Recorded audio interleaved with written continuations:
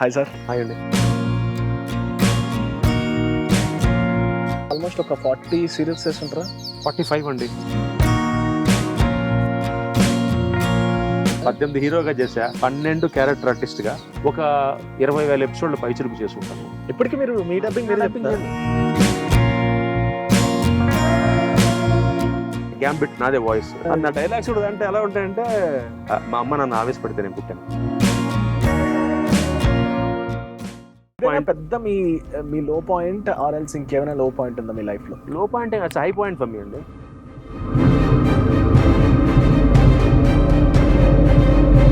మళ్ళీ చెప్తున్నా, నేను నా అప్రోచ్ తప్పు, నా ఫైటింగ్ తప్పు కాదు. నేను బహుశా నేను చేసిన విధానం తప్పు. జైలుకి వెళ్ళాను, బట్ జైలుకి వెళ్ళింది నేను నో రిగ్రెట్స్. సమంత గారు బ్రాండ్స్ ఎక్కువ చేస్తున్నారని సినిమాని ఎప్పుడు వదిలేరు. ఎవరి గురించి మాట్లాడదాం మనం? ఇప్పుడు సోకాల్ మీద జరిగిన రాజ్ తరుణ్ గారు నేను చెప్తాను కాబట్టి లావణ్య గారి న్యూస్ కి అంత పర్సనల్ ఇష్యూని పబ్లిక్ అయిపోతే ఇదర్ రాజ్ తరుణ్ గారి ఫ్యామిలీ ఆర్. కానీ ఇంత అంటే నాకు తెలిసి ఇప్పుడు నేను ఇంతమంది సీరియల్ ఆర్టిస్టులను కలిసాను కానీ ఇలా మాట్లాడే పర్సనాలిటీ నేను చూడలేదు. అడిగారు కదా. Hello viewers, welcome to TV5. Hi sir. Hi అండి. కౌశిక్ ఆర్ కృష్ణ కౌశిక్ తెలిసినందు మటుకు కౌశిక్ గానే బాగా తెలుసు. కౌశిక్ అందరికి బాగా తెలుసు, శ్రీకృష్ణ కౌశిక్ కన్నా. సో ఇప్పుడు మేఘ సందేశం జీకి నడుస్తుంది. అవునండి. ఆల్మోస్ట్ 50 days అయి ఉంటుందా స్టార్ట్ అయ్యి? నిన్నటితో 50 ఎపిసోడ్ పూర్తయింది. నిన్నటితో 50 episodes అయిందా? Nice, congratulations. ఎలా అనిపిస్తుంది? ఏం నడుస్తుంది అసలు? మీ క్యారెక్టర్ ఎలా ఏముంటుంది దీనిలో ఏంటి అసలు? అంటే నా కెరియర్లో చాలా రకాల డిఫరెంట్ షేడ్స్ చేశానండి. మన తెలుగులో ఫస్ట్ టైము ఫాదర్కి సన్కి మధ్య క్లాష్. ఇప్పటిదాకా మనం తల్లి కూతురు లేకపోతే తండ్రి కూతురు చూస్తాం, అక్క తమ్ముడు, ఇలాంటి పాయింట్ ఆఫ్ వ్యూలోనే కథలు వెళ్తుంటాయి. అంటే మన తెలుగు ప్రేక్షకులు ఎక్కువ ఆదరిస్తారు. జీ తెలుగు వాళ్ళు ఫస్ట్ టైం ఒక ఎక్స్పెరిమెంట్ చేశారు. ఇప్పటిదాకా తండ్రి కొడుకులకి ఎప్పుడు రాలా, తెలుగులో ఎవరు ట్రై చేయాల యాజ్ ఆఫ్ నో. నాకు గుర్తుండే లేదు మరి, ఎందుకంటే ఈ డ్రైవ్ అంటే ఇది బేస్ చేసుకుని ఇప్పటిదాకా ట్రై చేయాలి. కథకి ఇదే మూలం. ఓకే. అంటే మామూలుగా మనకి ఆడవాళ్ళు అంటే ముఖ్యంగా వాళ్ళు ఎక్కువ బేస్ ఏదో లేడీస్ మీద కదా. అలాంటిది జీ తెలుగు వాళ్ళు ఫస్ట్ ఒక ఎక్స్పెరిమెంట్ అన్నమాట. తండ్రి జెంట్స్ మీద వెళ్తే ఎలా ఉంటుంది. సో తండ్రి ఒక కొడుకు, వీళ్ళ బేస్ ఒక గట్టి బేస్ వేసుకుని దీని మీద కథ డ్రైవ్ తీసుకెళ్తున్నారు. So first of it's kind నాకు తెలిసి మరి. కౌశిక్ గారు ఆల్మోస్ట్ ఒక 40 సీరియల్స్ చేస్తుంటారా? 45 అండి. 45? ఇది నా 45th సీరియల్ కెరియర్ లో. అయ్యా, అన్ని మార్కింగ్ లో ఉన్నట్టున్నాయి బాగా. 18 హీరోగా చేశా. 18 చేశారు. అవును. 12 క్యారెక్టర్ ఆర్టిస్ట్ గా. సో క్యారెక్టర్ ఆర్టిస్ట్ గా 12th ఇది 12 క్యారెక్టర్ ఆర్టిస్ట్ గా. లాస్ట్ గా ఫుల్ లీడ్ ఏది? ఫుల్ ప్లేజ్ లీడ్ లాస్ట్ ఇదే జీకి అమ్మనా కోడల 2019.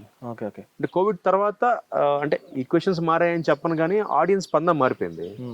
ఓటీటీ మీద పడ్డారు బాగా జనాలు. అంటే ఇంట్లో ఉంటున్నాం కాబట్టి ఓటీటీ చూసేవాళ్ళం. సో ఛానల్స్ కూడా ఏం చేశాయంటే వాళ్ళ స్టోరీ టెలింగ్ మార్చేశారు. అంటే 18 20 ఏళ్ళ పిల్లల్ని హీరోలుగా పెడుతున్నారు అనమాట. సో అది ఎప్పుడైతే స్టార్ట్ అయిందో నాలాగా 44. సో 44 వాడిని సినిమాలు అంటే చూస్తాం మనం. So television near to naturality కదా, అంటే మన సహజత్వానికి దగ్గరగా ఉంటాం.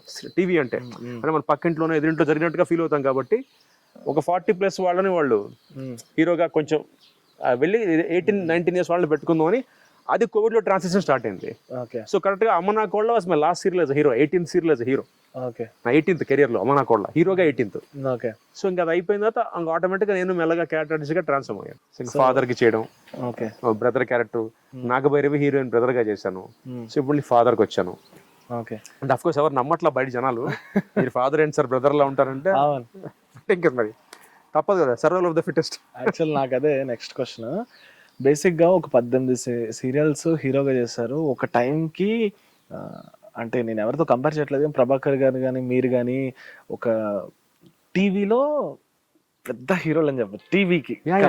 నాకు వచ్చిన ఒక ఇదేంటంటే భయ్య, బహుశా 2001 to 2005 నేను చేసినట్టుగా అంటే చాలాసార్లు చెప్పాను ఇది. ఈటీవీలో అయితే 7:30 నుంచి 9:30 దాకా నేనే చేసాను. 7:30, 8, 8:30, 9 న్యూస్, 9:30, 10 5 slots. అంటే రోజుకి 3 షిఫ్ట్లు పనిచేశాను. అదే నా టైం అప్పుడు. That was my time. అంటే లక్కీగా అప్పట్లో మనకి ఎక్కువ ఛానల్స్ లేవు, ఈటీవీ జమి 2 ఉండేవి. So I had opportunity. అంటే నాకు ఇచ్చేవాడు టాలెంట్. అప్పట్లో ఏంటంటే ఇప్పుడు ఇస్తున్నారు అనుకోండి, టాలెంట్కి వాల్యూ ఉండేది. పైగా మన ఈటీవీ లాంటి సంస్థలో మనం చేసామంటే బిగ్ థింగ్ కదండి, చాలా పెద్ద ఇంకోటి అలాంటి సంస్థలో పనిచేసి బయటకు వచ్చాక సినిమాలు కూడా అడిగేవాళ్ళు నన్ను, ఆడిషన్ పెట్టేవాళ్ళు కాదు. ఉదాహరణకి స్టాలిన్ సినిమాకి, చిరంజీవి గారి సినిమాకి వెళ్తే ఆడిషన్ వద్దన్నారు, మీరు ఈటీవీ ఆర్టిస్ట్ అండి అక్కర్లేదు అన్నారు.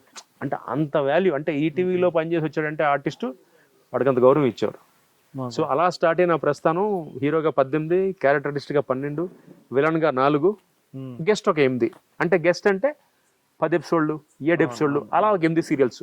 సో ఆ గెస్ట్ కూడా కలుపుకుంటే 45 సీరియల్స్ కెరియర్లో ఒక 20,000 ఎపిసోడ్లు పైచిలుకు చేసుకుంటాను. అంటే ఆల్మోస్ట్ నేను చేసిన 45, అంటే గెస్ట్ పక్కన పెడితే 37 సీరియల్స్లో నేను చేసిన ఆల్మోస్ట్ అండి 80 to 90% సీరియల్స్ 1000 ఎపిసోడ్ పైనే. చాలా హ్యాపీ అనిపిస్తుంది. అయ్యో చాలా, అంటే సుకృతం, అదృష్టం అండి, గాడ్స్ గ్రేస్ అంతే. కానీ అలాంటి పర్సన్ ఇప్పుడు ఏదైనా ఎవరికైనా తప్పదు, కొంతమందికి ఏ యాక్టర్స్ కైనా సినిమాలు కానివ్వండి, సీరియల్ కానివ్వండి, చేంజ్ ఓవర్స్ అనేవి హ్యాపెన్. సో మీ మెంటల్ ఎబిలిటీ ఎలా అనిపించింది? We have to move on, ఒక బ్రదర్గా నేను మారాలి. అదేంటంటే నాకు కోవిడ్ థాట్ లాట్ అండి. కోవిడ్ బాగా నేర్పించింది. ఎందుకంటే అప్పటిదాకా నన్ను చూసిన పర్సెప్షన్ హీరోగా చూసారు అందరూ. 2019 దాకా కౌశిక్ హీరో, టెలివిజన్లో ఒక హీరో అని చూశారు. ఎప్పుడైతే కోవిడ్ వచ్చి మనందరికీ, అన్ని ఇండస్ట్రీలతో పాటు మన ఇండస్ట్రీకి గ్యాప్ వచ్చేసింది, ఎవరికి వర్క్ లేదు, అందరూ ఇళ్లలో ఉన్నాం కదా, ఆల్మోస్ట్ 1 year ఇళ్లలో ఉన్నాం కదా. సో ఆ టైంలో ఈ ఛానల్స్ పంథా మారి కుర్రాళ్ళంటే 20 ఏళ్ల కుర్రాళ్ళని తీసుకురావడం హీరోలుగా. సో ఇప్పుడు నా ఏజ్ వాళ్ళు, నా కలీగ్స్, నా ఫ్రెండ్స్ అందరూ అప్పటిదాకా హీరోగా చేసిన వాళ్ళం తప్పకన అదేంటి ఇప్పుడు అప్పుడేనా అంటే సాధారణంగా 44కి చేయొచ్చు హీరోగా, బట్ అంటే ముఖ్యంగా తెలుగులో చేయొచ్చు, హిందీలో కూడా చేస్తున్నారు అనుకోండి సినిమాల వరకు, అంటే చూసిన మొహాలు కదా. సో అలాంటిది సడన్ గా ఇప్పుడు బ్రదర్ ఏంటి అంటే హీరోగా చేసే బ్రదర్ అయినప్పటికీ అది కొంచెం I took time for me. అంటే నేను ఒకటే అనుకున్నా, మనం సర్వైవ్ అవ్వాలి. అది ఏ యాక్టర్ కైనా, మీకనే కదా, డెఫినెట్గా ఉంటుంది. అంటే మనం సర్వైవ్ అవ్వాలి. సర్వైవ్ అవ్వాలంటే అడాప్టబిలిటీ ఉంటుంది మనకి. ఎలా అంటే సాఫ్ట్వేర్ లో అప్గ్రేడ్ అవుతూ ఉండాలి. ఇప్పుడు ఎలా అయితే సాఫ్ట్వేర్ అప్గ్రేడ్ అవుతామో ఐఫోన్ లో, అలా అప్గ్రేడ్ అవుతూ ఉండాలండి. సో అప్గ్రేడ్ అవ్వాలంటే ఏంటి, అడాప్ట్ చేసుకుంటూ వెళ్ళాలి. సో నాకు 44 ఏళ్ళు, 44 ఏళ్ల దాకా హీరోగా చేశారంటే గొప్ప విషయమే నా పర్సనల్ ఫీలింగ్. కౌశిక్ గారు 44 దాకా హీరో అంటే, ఐ మీన్ అప్పుడు 40 కదా, 4 years బ్యాక్. సో 40 దాకా హీరో అంటే సూపర్ కౌశిక్. చాలా ఇంకా స్లోగా ట్రాన్సిషన్, అప్పుడు బ్రదర్, ఇప్పుడు ఫాదర్. అంటే అదేమవుతుందంటే ఆ ట్రాన్సిషన్ ఎందుకు బాగుంటుందంటేనండి, నేనేం ఫీల్ అవుతానంటే నా గురించి భయ్య, నేను మన ప్రేక్షకులకు ఇంకా నేను బోర్ కొట్ల. అంటే ఇట్స్ ఆనెస్ట్ నా కన్ఫెషన్. సాధారణంగానండి, అంటే సినిమా స్టార్స్ని పక్కన పెట్టేస్తే నాలాంటి వాడు రోజు కనిపిస్తాడు. అంటే 1990 నా కెరీర్ కిట్టిగాడితో స్టార్ట్ అయింది, డెబ్యూ దూరదర్శన్లో సీరియల్ స్టార్ట్ చేశాను. 1990 నుంచి మధ్యలో నాకు తెలిసి ఒక కోవిడ్ ఒక 1.5 year కనిపించలేదు, మధ్యలో ఒక 1 year కనిపించలేదు నేను తప్ప, ప్రతి సంవత్సరం కనిపించాను టీవీలో నేను. అంటే మీ ఇంట్లో మీ ఫ్యామిలీ మెంబర్స్ చూస్తున్నట్టే ఉంటుంది నన్ను, డైలీ ఏదో ఒక ఛానల్లో నేను కనిపిస్తూనే ఉంటాను కదా, ఆయన నేను బోర్ కొట్ల. అది నాకు దేవుడు ఇచ్చిన గిఫ్ట్. కౌశిక్ గారు రా అనకుండా రే కౌశిక్ రా అన్నారు, అక్కడ అడ్వాంటేజ్ నాకు. సో దానివల్ల was able to do these many projects అన్నమాట. అంటే బేసిక్ ఇన్ని సీరియల్స్ చేసిన మీకు, I don't no your financial ability, but I hope మీకు అక్కర్లేదు అనుకుంటా. నాకు తెలిసి ఇంకా చెయ్యాలి అనే తప్ప, కానీ అది ఏంటి ఎలా చూడొచ్చు అంటే, మీరు అన్నారు సర్వైవల్ పాయింట్ అని చెప్పచ్చా, లేదంటే నేను దీంతోనే బతికాను, ఇదే నా జీవితం, ఇది నేను వదలలేను అని? అంటే డెఫినెట్ గా సర్వైవల్ అండి. అంటే మీలాంటి క్వశ్చన్ అడగలే ఇప్పుడు దాకా ఎవరు నన్ను, మధ్యలో అడిగారు కానీ నేను దాటేసా, ఒక ఛానల్లో దాటేసా. బట్ మీకు చెప్తా, ఆనెస్ట్ ఆన్సర్ చెప్తా. సర్వైవల్ ఎందుకంటే నేను చాలా మంది అడుగుతారు, కౌశిక్ గారు మీరు ఆల్మోస్ట్ 90 ఇండస్ట్రీకి వచ్చారు, 34 ఏళ్ళు ఇండస్ట్రీలో ఉన్నారు, ఈ పాటి మీరు సెటిల్ అయిపోవాలి. అంటే దాన్ని ఏమంటారు, ఒక రిటైర్మెంట్ టైప్ లో పెద్ద స్టార్ ఎలా అయిపోతే సెటిల్ అయిపోయి ఇంకా రిలాక్స్ అవుతారో అలా అయిపోవాలి. బట్ నేను ఎందుకు అవ్వలేదు అంటే, నేను అంటే మీకు తెలుసుగా టెలివిజన్ ఎలా ఉంటుందో, జారుడు మెట్లు బిజినెస్ అనమాట. నేను చేసిన ఇన్ని ప్రాజెక్ట్స్లో పెద్ద పెద్ద ప్రొడక్షన్స్కి చేసా, చిన్న చిన్న వాళ్ళకి చేశాను. ఈ చేసే ప్రాసెస్లో చాలా డబ్బులు వదిలేసుకున్నాను. అంటే వాళ్ళు ఇవ్వలేక జరిగింది, బాగా బాగా జరిగింది. అంటే జరుగుతుందని తెలుసు, సీరియస్ లో కొంత బాగా జరిగింది. ఎంత జరిగిందంటే ఆల్మోస్ట్ నాకు 2005లో ఒక 3 లక్షలు రావాలి, 2010లో ఒక 6 లక్షలు రావాలి, 2015లో ఇంకో 6 లక్షలు. అంటే ఇవన్నీ కలుపుకుంటాం 20 లక్షలు నాకు రావాల్సినవి ఉన్నాయి, 20 lakhs దాకా. మనది మోస్ట్ అన్సర్టన్ ప్రొఫెషన్ భయ్యా. ఇక్కడ ఎలా ఉంటుంది మనకి బిజినెస్ లాగా ఇది. ఇంకోటి ఏంటంటే మనం చేయమంటే ప్రొడక్షన్ హౌస్ ఫీల్ అవ్వడం పక్కన పెడితే చాలా వాళ్ళు ఏం ఫీల్ అవుతారు, అది ఈ మధ్య వచ్చింది. అప్పుడేంటి నాకు, నేను నాకు ఎంతసేపు ఏంటంటే హ్యాండ్ టు మౌత్ అంటాం కదా ఇంగ్లీష్లో, హ్యాండ్ టు మౌత్ అంటాం. అంటే డబ్బులు వస్తున్నాయి సరిపోతుంది, ఐఎమ్ హ్యాపీ. అలానే సినిమా కష్టాలు ఏం లేవు. అప్పర్ మిడిల్ క్లాస్ లైఫ్ అండి. నా కారు, నా ఇల్లు, నాకు నడిచిపోతుంది, నా లైఫ్ స్టైల్ నడిచిపోతుంది. కాకపోతే మీరు చెప్పినట్టుగా ఒక ఒక ఫుల్ఫిల్మెంట్ ఉంటుంది చూసారా, అవును అవును బాగా సంపాదించేసుకున్నాం కొన్ని కోట్లు, అది లేదు. ఎందుకు లేదంటే నేను కోవిడ్లో కూర్చొని ఆలోచించా నేను ఎందుకు చేయలేకపోయానని. అంటే ఆ టెలివిజన్లో అందరూ చేయగలరా అంటే కొంతమంది చేయగలరు, టెలివిజన్ కొంతమంది చేయలేరు. ఎందుకంటే టెలివిజన్ చాలా చిన్న మీడియం అండి. ఇప్పుడు సినిమా చేస్తే ఎగ్జామ్ మీకు సింపుల్గా చెప్పాలంటే టెలివిజన్ గవర్నమెంట్ జాబ్ లాగా. మీకు 50,000 శాలరీ, నెక్స్ట్ 10% 55, 60, అదే ఇలాగే మా జీవితాలు. సినిమా బిజినెస్ అవును కుంభస్థలం లేదంటే అవుట్. బట్ మాదేంటి హ్యాపీగా ఫ్యామిలీ వెళ్ళిపోతుంటది. అంటే ఒక ఫస్ట్ సీరియల్కి ఇప్పుడు 1,00,000 వచ్చింది అనుకోండి, నెక్స్ట్ 1,25,000, 1,50,000. అందులో మీ ఎక్స్పెన్సెస్ మీ డ్రెస్ మీరే మీ అక్కడ చాలా మందికి అర్థం కాని విషయం ఏంటంటే, ఇప్పుడు సపోజ్ ఈ మేఘ సందేశం తీసుకోండి, ఇందులో సూట్స్ వాడుతున్నాను నేను. అంటే యూసీ మై సూట్ అంటే నా క్యారెక్టర్ చాలా, కృష్ణప్రసాద్ అనే క్యారెక్టర్ చాలా రిచ్. సో ఇలాంటి సూట్లు నేను కొనుక్కుని నేను మెయింటైన్ చేయాలంటే యూజువల్గా ఆ సూట్స్ కూడా బయట వేసుకోడు అన్లెస్ అంటే ఫంక్షన్స్ తప్పితే. So but I got to buy the suits, నేనే కొనుక్కున్న ఆ సూట్స్ ని. మళ్ళీ ఇంకోటి ఏంటి, ఈ మధ్య మన కొత్తగా ఈ సోషల్ మీడియా వచ్చిన తర్వాత we can't repeat it immediately. ఇదేంట్రా దీంట్లో వేసిన దాంట్లో హ్యాటర్ అంటారు. అందుకని దీనికి ఒక సపరేట్ కాస్ట్యూమ్ వార్డ్రోబ్ మెయింటైన్ చేయాలి నేను. దానికి సంబంధించిన shoes, what ever the watches, wallet. అంటే ఇప్పుడు క్యారెక్టర్ చేస్తున్నానంటే అది కనిపించాలి కదా. ఐఎమ్ ఇమోటింగ్ ఏ క్యారెక్టర్ అండి. ఇప్పుడు కౌశిక్ కనిపించకూడదు, కృష్ణప్రసాద్ కనిపించాలి. దానికి సంబంధించిన నేను వాడే షూ కానీ, నేను వాడే కాస్ట్యూమ్స్ కానీ, నా సూట్స్ కానీ ఇలా మెయింటైన్ చేస్తాను నేను, నాకు ఇష్టం. సో దీనివల్ల ఏమైపోయిందంటే ఇన్నేళ్ల పాటు నేను చేసిన క్యారెక్టర్స్ బట్టి ఆ స్థాయిని బట్టి నేను ఖర్చు పెట్టుకుంటూ చేసుకుంటూ గెట్ ఆన్ అయిపోయాను. కానీ ప్రాపర్గా ఆలోచించలా. అంటే రెండు రకాలు. నాతో పాటు చాలా మంది వచ్చిన వాళ్ళు బాగా సెటిల్ అయ్యారు ఇవాళ.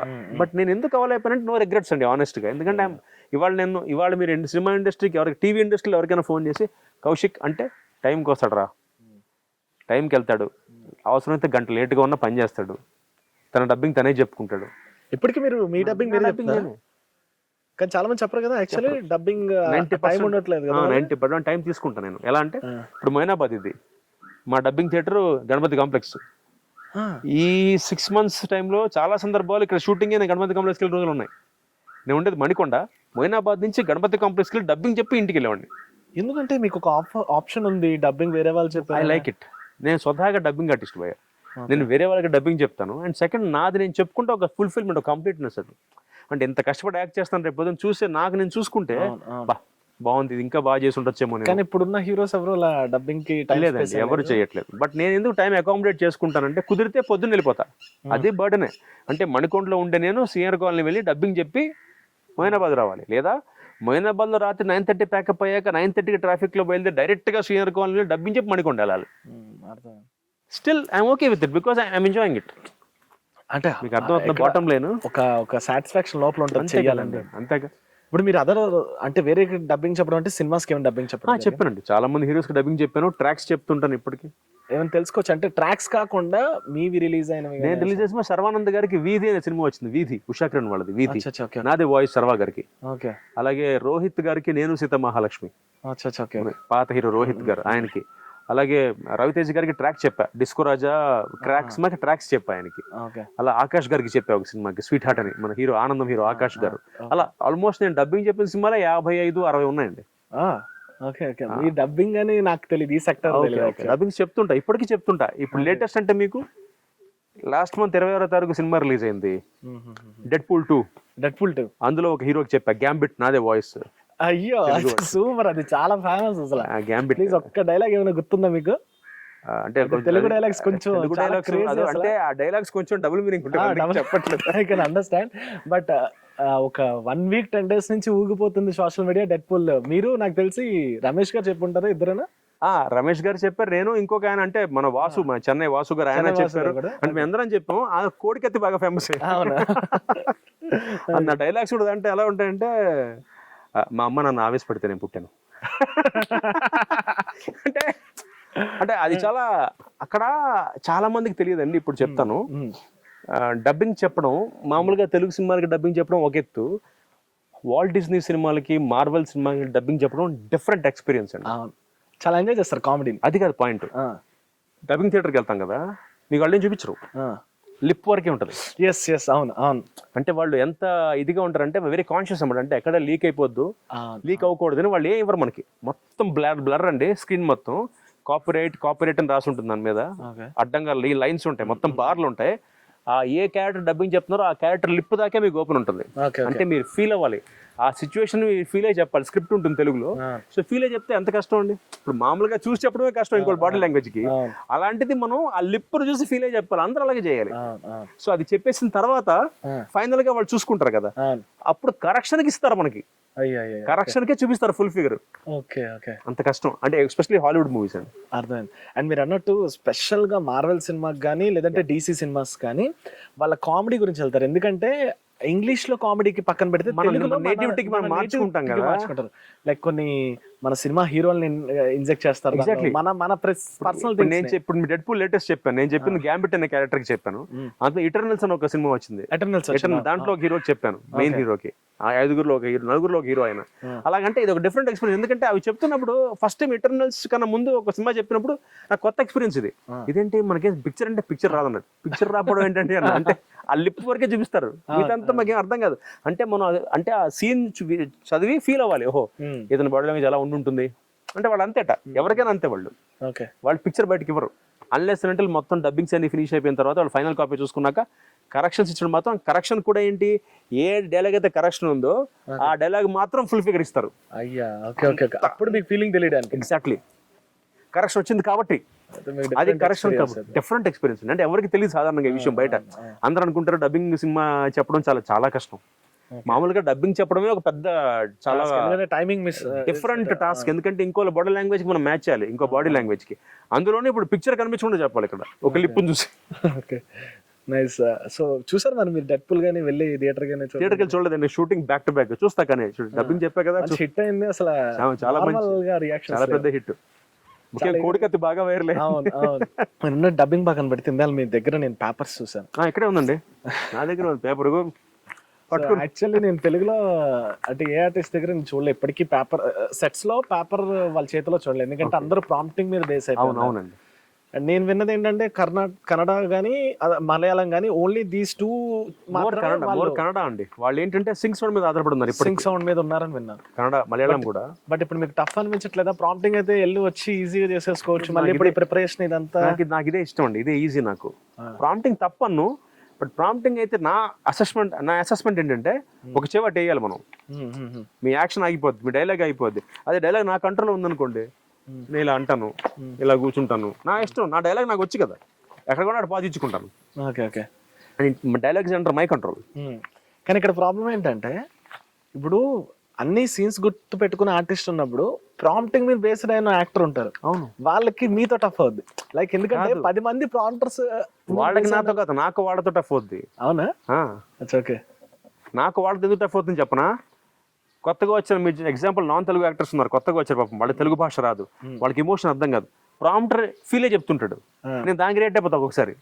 నాకు టఫ్ అవుద్ది వాళ్ళతో. ఎందుకంటే ఇప్పుడు నాన్న అని ప్రాంప్టర్ నాన్న అంటే పర్లా, నాన్న అంటాడు, అక్కడ హీరోయిన్ నాన్న అనేలోపు నేను ఇది చూసేస్తాను, ఇది రియాక్ట్ ఇచ్చేస్తాను, సారీ అంట. ఎందుకంటే ఇక్కడ రియాక్ట్ అయిపోయాను, నేను నా డైలాగ్ ఫీల్ లో ఉంటా కదా, సో ప్రాంప్టర్ ఎమోషన్ కి రియాక్ట్ అయిపోతున్నాను నేను, కానీ అవ్వకూడదు కదా.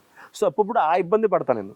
ఎప్పుడు అంటే అందరూ మీలాగా ఈ జనరేషన్ ఇంకా అప్పుడు ప్రాంప్టింగ్ తీసుకోకుండా డైలాగ్స్ వెర్షన్ అయిన వరకు ఏ సీరియల్స్ వరకు మీరు చూసారు? అంటే ఏ ఇయర్ వరకు కోటి యాక్టర్స్ దాంట్లో ఇప్పటికీ ప్రాంప్టింగ్ లేకుండా చెప్పేవాళ్ళు మా తమ్ముడు అండి ఆదిత్య, వాడు ప్రాంప్టింగ్ తీసుకోడు ఇప్పటికీ. అండ్ మన భరణి గారు, వాడు నా ఫ్రెండ్, బట్ సభాముఖంగా భరణి గారు అంటున్నాను, భరణి శంకర్ వాడు ప్రాంప్టింగ్ తీసుకోడు. అలాగే మన నీరజ్ గారు, ఆర్టిస్ట్ నీరజ్ గారు, ఆవిడ ప్రాంప్టింగ్ తీసుకోరు. అలాగే మన ప్రభా ఈటీ ప్రభాకర్, ఆయన ప్రాంప్టింగ్ తీసుకోడు. ఇప్పటికి ఉన్నాం మేము, ఒక బంచ్ ఉన్నాం, అంటే ఎక్కువ మంది లేము, కొంతమంది ఉన్నాం అలాగే, ఇంకా పట్టుకుని ఉన్నాం మేము, వేళ్ళని పట్టుకుని ఉన్నాం. So we all work without prompting, we all perform without prompting. Nice. ఒక ప్రౌడ్ ఫీలింగ్ ఉంటుంది నాకు తెలిసి. డెఫినెట్. అంటే ప్రౌడ్ అంటేనండి, నా ప్రౌడ్ అన్న కానీ నా వర్క్ అండి అది, they paying me, you getting అంటాం జోక్ ఉందిగా, యూ పెయిడ్ నో అంటారు కదా, అలాగా see I'm paid for this. అంటే అదేదో చెయ్యాలా అంటే నాకు ఇష్టం.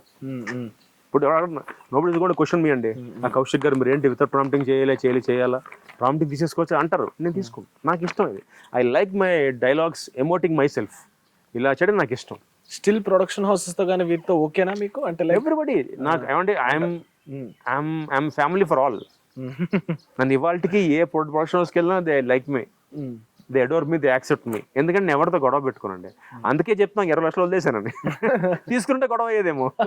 అంటే ఈ 20 లక్షలు మీరు లెక్కేసుకుంటే యావరేజ్గా ఈ రోజు చాలా పెద్ద అమౌంట్ అది. అంటే మీరు అన్నదానికి చెప్తున్నా, why am I still survival of the fittest ఎందుకన్నానంటే, ఆ 20 లక్షలు తీసేసుకుంటే వేరేగా ఉండేది. I don't know my life, but నేను వదిలేయడం కూడా ఐఎమ్ నాట్ నో రిగ్రెట్స్ అండి. సి వాళ్ళు ఇవ్వలేకపోయారు, వదిలేశాను, ఐ మూడ్ ఆన్.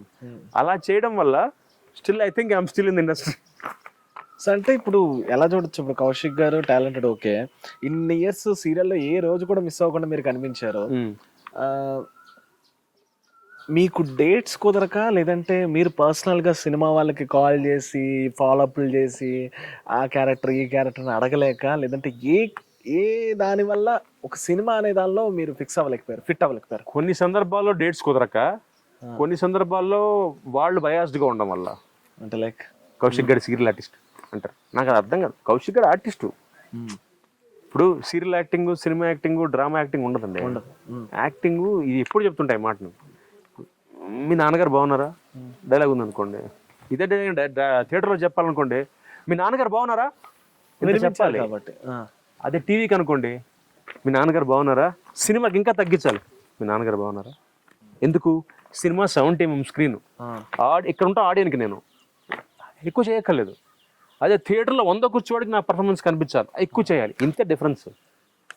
కెమెరా మారుతుంది, వాడి చిప్ మారుతుంది, మార్చే లైటింగ్ మారుతుంది తప్ప యాక్టింగ్ మారదు.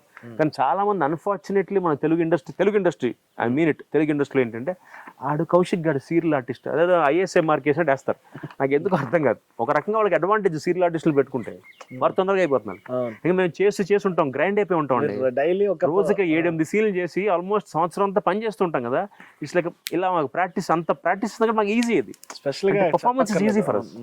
అంటే మీరు డైరెక్టర్ గారు చెప్పిందని అర్థం చేసుకుని వెంటనే ఇమోట్ చేయగలం మేము టెలివిజన్ ఆర్టిస్టులు. అంటే వాళ్ళు చెప్పే టెలివిజన్ ఆర్టిస్టుల గురించి మాట్లాడుతున్నాం. వేరే ఆర్టిస్ట్ బేసిక్లీ, బట్ వాళ్ళు బ్రాండ్ చేశారు కదా టెలివిజన్ యాక్టర్స్ అని, దానికి చెప్తున్నాం. అందరూ అట్లా, కొంతమంది అలా ఉన్నారు. ఇండస్ట్రీ అంతా లేదండి, కొంతమంది లైక్ దట్ ఇప్పటికీ అలా ఉన్నారు వాళ్ళు. Okay, Kaushik TV artist, X drama artist అండి. టీవీ ఏంటి, రెండింటికి తేడాలే ఉంటాయి. అంటే మీరు అన్నట్టు చెప్తున్నాగా, ఆ ఇమోషన్ చేసే ఆ విధానం తేడా ఉంటుంది అంతే. ఆర్టిస్టులు అందరం ఆర్టిస్టులమే అంతే కదా. సీరియల్ సినిమా అలా ఏం లేదు. మీరు అన్నట్టు ఆర్టిస్టిక్ లో మనం చేసే పర్ఫార్మెన్స్ తప్ప level of emotion, level of performance, దానికి మీరు రోడ్లు బోర్డేసి TV artist Kaushik, ex drama artist, ఇంకోటి సినిమా ఆర్టిస్ట్ అంటే అలా. కానీ అంటే నాకు తెలిసి ఇప్పుడు నేను ఇంతమంది సీరియల్ ఆర్టిస్టులను కలిసాను, కానీ ఇలా మాట్లాడే పర్సన్ అంటే నేను చూడలేదు. యాక్చువల్లీ నేను ఏదో కెమెరా మీద అంటాను కానీ స్ట్రైట్ ఫార్వర్డ్ గా మాట్లాడడం. అందుకే ఇలా ఉండిపోయాను. ముందుగా అడిగారు కదా మీరు ఎందుకు ఇంకా సెటిల్ అవ్వలేదన్నారా, అందుకే ఇలా ఉండిపోయాను. స్ట్రైట్ ఫార్వర్డ్ వల్ల ఉండిపోయాను. బట్ యు సర్వైవ్డ్ ఇన్ని ఇయర్స్. యా డెఫినెట్లీ అండి. That is purely God's gift. I believe in God. Power ఉంది, దేవుడు నమ్ముతాను నేను. షిరిడి బాబాని నమ్ముతాను. సో ఐ బిలీవ్ వెంకటేశ్వర స్వామిని నమ్ముతా. సో దేవుడు ఉన్నాడు. సింపుల్ అండి, ఇట్స్ కర్మ. What ever you give you get it. నేను బాగా స్ట్రిక్ట్గా నమ్ముతుంది. సో నేనేంటంటే ఐ ఫైట్ ఫర్ గుడ్. నేను మంచిగా పోరాడతా. సింపుల్ అండి. ఇప్పుడు మీకు చికెన్ ఇష్టం, నాకు సాంబార్ ఇష్టం. నాకు నా సాంబారే, నీ చికెన్తో నాకు సంబంధం లేదు. అంటే ఐ మైండ్ మై బిజినెస్. ఇంకోళ్ళ జీవితాల్లో నేను వేలు పెట్టను. వాళ్ళ జడ్జ్ కూడా చేయను. అలాగే మిమ్మల్ని నేను జడ్జ్ చేయను. సపోజ్ మీకు ఏదైనా పర్సనల్ ఇష్యూ ఉందని ఎగ్జాంపుల్ చెప్తాను. మీకు ఏదైనా పర్సనల్ ఇష్యూ ఉండి మీరు మీ వైఫ్తో సపరేట్ అయ్యారనుకోండి, I will not judge you. అది మీ పర్సనల్ ఇష్యూ. సో మీరు నాతో ఎలా ఉన్నారు, నా పాయింట్ అంతే. సో అంటే అలా ఉండగలిగితేనే లైఫ్ బాగుంటుందండి. ఎందుకంటే మీ సిచ్యువేషన్ నేను చెప్పలేను, నా సిచ్యువేషన్ మీరు చెప్పలేరు. నేలలో నాకు తెలుస్తుంది డెప్త్ ఏంటో. బయట సొంత చెప్తాం మనం, వచ్చారా, దూకారా, బయటకు వచ్చారా, వాడికి తెలిసి డెప్త్ ఎంత ఉందో లోపల. సో అందుకని ఎప్పుడండి అదే అంటే ఇప్పుడు నా సాంబార్ నేను తింటా, నీ చికెన్ నువ్వు తిను, అయిపోయింది. అప్పుడు ఏంటంటే గొడవలు ఉండవు, ఎవ్రీథింగ్ ఇస్ క్లియర్ కదండి.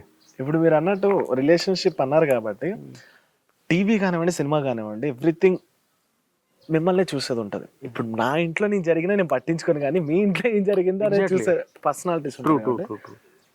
This all based on trust issues. Trust base మీద ఉంటుంది. ఎందుకంటే మీ పార్ట్నర్ అనే వాళ్ళు మిమ్మల్ని ట్రస్ట్ఫుల్ గా నమ్మాలి, మీరు అనే వాళ్ళు నమ్మాలి. మీరు డే టు నైట్ ఇక్కడే ఉంటారు, లేదంటే ఏ టైంలో వెళ్తారో అని తెలియదు. How you deal with this situation? కొంతమంది యాక్టర్స్ ఈ టైంలో చేయలేకపోతున్నారు, చాలా మటుకు బయటకు వస్తున్నాయి. అంటే ఫస్ట్ పాయింట్ అండి, ఈ బయటకు వచ్చే వాటి మీద ఒక విషయం చెప్దాం అనుకుంటున్నా, which I'm not liking actually. ఎందుకంటే ఇది ప్యూర్లీ పర్సనల్ కావాలండి. ఇప్పుడు మీడియా ఉంది మనకి, సోషల్ మీడియా కానివ్వండి, మామూలు media, any media, like film media, television media, what ever media it is. ఇప్పుడు షేక్ హసీనా గారు పారిపోయి వచ్చారు బంగ్లాదేశ్ నుంచి. ఓకే. అది న్యూస్, అది కదా న్యూస్, అవును అవును. అది చూపించాలి. అది ఆర్మీ వాళ్ళందరూ కష్టపడి వాయనాడులో బ్రిడ్జ్ 2.5 గంటలో బ్రిడ్జ్ కట్టేశారు కాపాడడానికి ఇండియన్ ఆర్మీ, హెడ్స్ ఆఫ్. అది న్యూస్.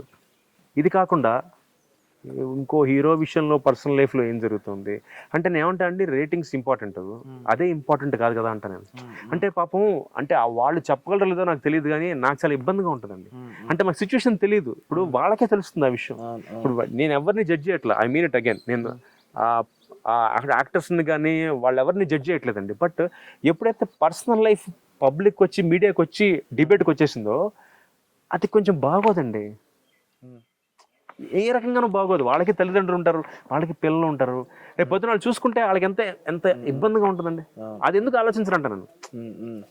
అంటే రీసెంట్గా జరిగిన ఇష్యూస్ ఏం తీసుకున్నాం మీరు, I don't want to mention them, ఏం జరిగినా అంటే ఒక అమ్మాయి గురించి మాట్లాడారు, లేకపోతే ఒక అబ్బాయి ఒక యాక్టర్ గురించి మాట్లాడుతుంటే ఇవన్నీ బాగున్నాయి, బట్ అవి వాళ్ళు పర్సనల్గా డీల్ చేసుకుంటే బాగుంటుందని నా అభిప్రాయం. ఎప్పుడైతే డిబేట్ టేబుల్ మీదకి వచ్చేసామో అయ్యా పాపం అది వాళ్ళ పర్సనల్ విషయం కదా. అవును అవును. నాది ఒకటే లాజిక్ అండి, న్యూస్ అంటే ఏంటండి, సొసైటీని ఇంపాక్ట్ చేసేది, సొసైటీకి తెలియాల్సింది, జనరల్ నాలెడ్జ్. షేక్ హసీనా గారు ప్రైమ్ మినిస్టర్ రెసిడెన్స్ని పబ్లిక్ రివోల్ట్ అయ్యి మొత్తం వచ్చి ఇంట్లోకి వచ్చేసి అక్కడ 300 మంది చచ్చిపోయారు, 300 మంది చచ్చిపోయారు అక్కడ బంగ్లాదేశ్లో. అది న్యూస్, ఇది జనరల్ నాలెడ్జ్ తెలియాలి. ఇండియన్ ఆర్మీ వాయనాడులో కాపాడింది తెలియాలి. ఇవి ఎందుకండి మనకి, సొసైటీని ఏ విధంగా ఇంపాక్ట్ చేస్తున్నాయి. బట్ పీపుల్ కూడా అలా మారిపోయారు కదా, చేంజ్ ఓవర్ అంటే దే ఆర్ యాక్సెప్టింగ్.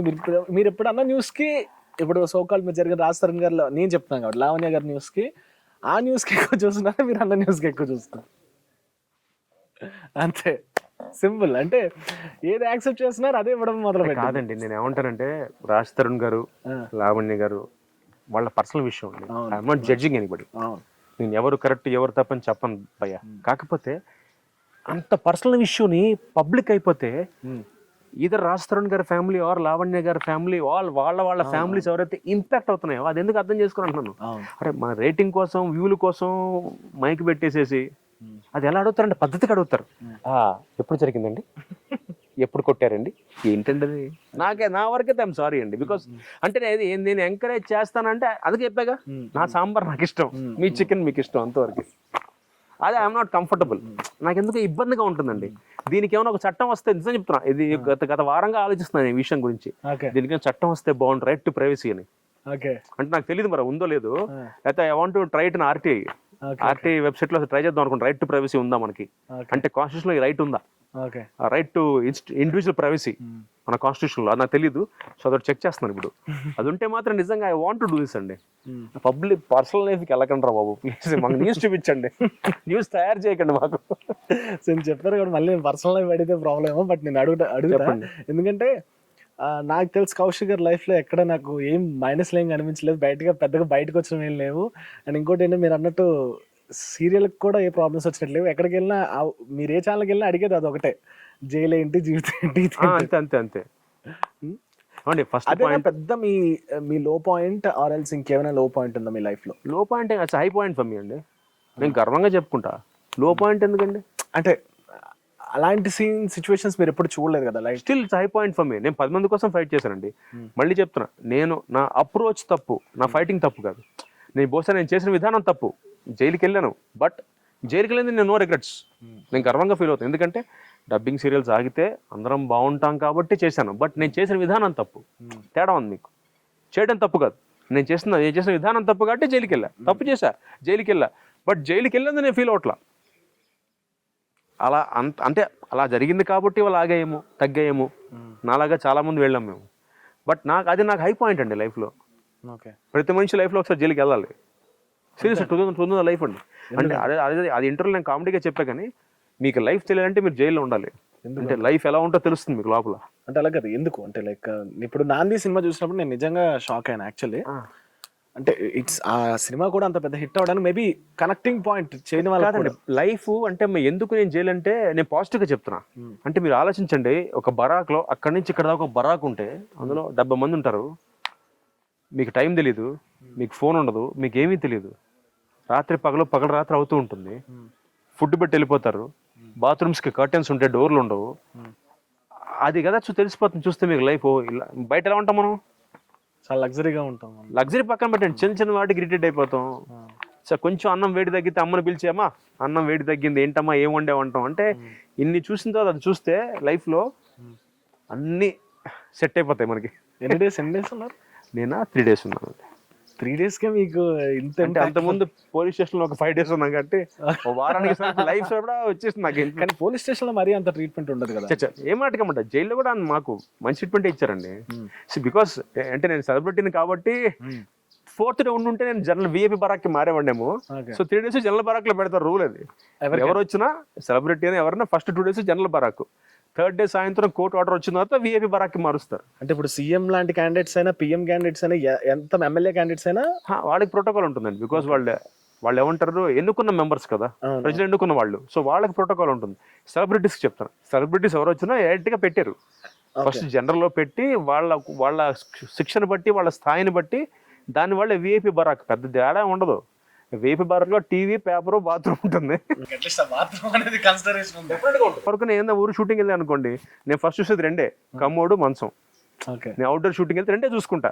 నాకు మీరు తాజ్ ఇవ్వకల్లా, నోవోటల్ ఇవ్వకల్లా, నాకు ఇచ్చే గెస్ట్ హౌస్ అయినా పర్లేదు, చిన్న రిసార్ట్ అయినా పర్లేదు, నాకు కమ్మోడ్ బాగుండాలి. ఎందుకంటే 2 మెయిన్ జీవితం. కొంచెం హ్యాపీ, పొద్దున్న లేచి వెళ్తాం, రాత్రి పడుకుంటాం. ఆ 2 బాగుండాలి నాకు, నా ఫీలింగ్ అది. అంటే ఆ 2 నీట్గా ఉంటే మన హ్యాపీ కదా లైఫ్. పొద్దున్న లేచి అంటే రెగ్యులర్ గా ప్రతి మనిషి చేసే పని, you go to the washroom, you go for my washroom నీట్గా ఉండాలి, రాత్రి పడుకునే మంచం నీట్గా ఉండాలి. ఆ 2 చూసుకుంటాను నేను. ఓకే, ఆ 2 అడుగుతా, బాబు ఆ 2 నీట్గా ఉన్నాయా? ఆ రిసార్ట్లో దీంట్లో గెస్ట్ హౌస్ సార్ పర్లేదు, నా 5 star అక్కల, ఆ 2 బాగుంటుంది సార్. అయితే నేను డైరెక్ట్గా ఒకటి అడుగుతా, చెప్పగలుగుతారా లేదా? నాకు మీకు తెలియదు మీ ప్రోటోకాల్స్ ఎలా ఉన్నాయనేది. మీరు ఫైట్ చేశారు okay, but end of the day మీరు డబ్బింగ్ సీరియల్స్ తగ్గే కానీ ఆర్టిస్టులు మాత్రం మ్యాక్స్ తెలుగు వాళ్ళు లేరు. ఒక చిన్న కమ్యూనికేషన్ గ్యాప్. డబ్బింగ్ సీరియల్స్ వేరండి, నాన్ తెలుగు ఆర్టిస్టులు వేరండి. ఓకే, చాలా మంది నా విషయంలో చాలా మంది కన్ఫ్యూజ్ అయ్యారు. ఇలాగే నేను నాన్ తెలుగు ఆర్టిస్టులని ఎందుకు అంటే అది పెట్టుకోవాలి మనం. నేను నెక్స్ట్ కూడా అదే ప్లాన్లో ఉన్నానండి. నెక్స్ట్ నేను అది తీసుకొస్తాను. I'm trying to discuss with the ఛానల్స్తో మాట్లాడుతున్నాను. నెక్స్ట్ నా ఇదే మళ్ళీ అడిగారు కాబట్టి చెప్తున్నాను మీకు. నెక్స్ట్ నా స్టెప్ ఏంటంటే requesting all the channels to reduce the number of non Telugu actors. But ఎందుకు? నేను ఇప్పుడు చూస్తున్నాను, ఎవ్రీ ఛానల్లో చూస్తున్నాను, మ్యాక్స్ 10 సీరియల్స్ ఉంటే ఆ 10 సీరియల్స్లో నాన్ యాక్టర్స్ ఉంటున్నారు. నేను ఎవరికి ఉండకూడదు అనట్లేదు, దే ఆర్ ఆల్సో ట్రైయింగ్. 1 monthకో 1 yearకో వాళ్ళు తెలుగు నేర్చుకుంటున్నారు. బట్ ఇక్కడ ఉన్న వాళ్ళని ఎందుకు? సింపుల్ లాజిక్ అండి. సింపుల్గా చెప్పాలంటే మీకు మామూలు భాషలో చెప్పాలంటే, ఇప్పుడు నేను ఉన్నానండి, నేను 9 to 9 పనిచేస్తాను, నాకు మార్కెట్, నాకు పేమెంట్ ఉంది. కన్నడ ఇండస్ట్రీ కానీ, అటు మలయాళం ఇండస్ట్రీ కానీ, టెలివిజన్ ఇండస్ట్రీ గురించి మాట్లాడదాం, తమిళ ఇండస్ట్రీ కానీ, మన మార్కెట్ కొంచెం పెద్దది కంపేర్ టు అదర్ ఇండస్ట్రీస్ అండి. సో ఇక్కడ మన పేమెంట్స్ కొంచెం ఎక్కువ ఉంటాయి. ఇదే నా స్థాయి ఆర్టిస్ట్ కన్నడలో ఇచ్చే పేమెంట్ 7,000-8,000 ఉంటుంది, నాకు చాలా ఎక్కువ ఉంటుంది. సో వాళ్ళు ఏమంటారంటే కౌశిక్ని తీసుకొచ్చి అంత పేమెంట్ ఇచ్చి ఆడు 9 తర్వాత చేయడు, మళ్ళీ ఆడు 9 to 9 ఉంటాడు, ఎందుకు బయట నుంచి ఇంకొని తీసుకొద్దాం, ఆడికి 10,000 ఇద్దాం. బయట నుంచి వచ్చాడు ఎలా ఉంటాడండి? బయట నుంచి వచ్చాడు వాడు 9 అయినా పర్లా, 11 అయినా పర్లా, వాడి రూమ్కి వెళ్ళేది.